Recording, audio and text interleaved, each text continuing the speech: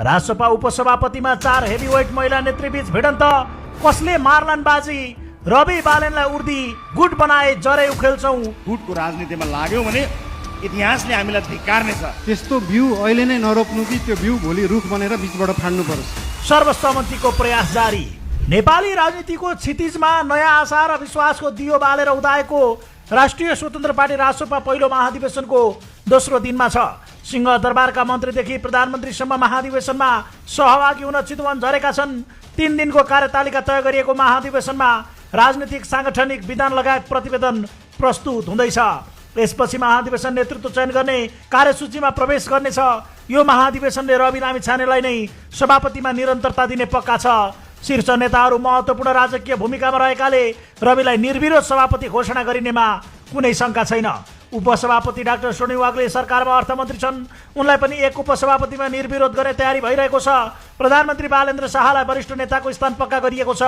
यो पदलाई निर्वाचन प्रक्रियामै सामेल नगराउने तयारी भइरहेको छ। राजसभाले स्थापनाको छोटो समयमै देशको राजनीतिक समीकरणमा जुन प्रभाव पारेको छ त्यसको चर्चा अहिले आम जनमानसमा व्याप्त छ। यद्यपि रवि बालेन बाहेक पार्टीको आन्तरिक संरचनामा भने नेतृत्व चयनलाई लिएर सघन मन्थन सुरु भएको छ।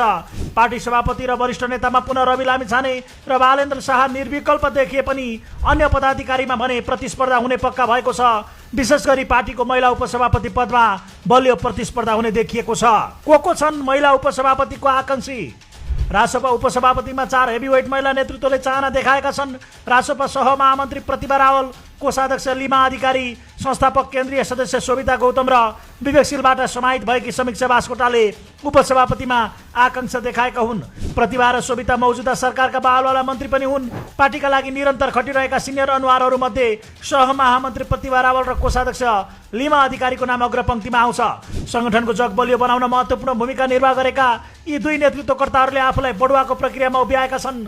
लामो समयदेखि पार्टीको आन्तरिक व्यवस्थापन र सांगठनिक संरचनामा प्रत्यक्ष खटिएका कारण उनीहरूले आफूलाई उपसभापतिको स्वाभाविक हकदारका रूपमा प्रस्तुत गरेका हुन्।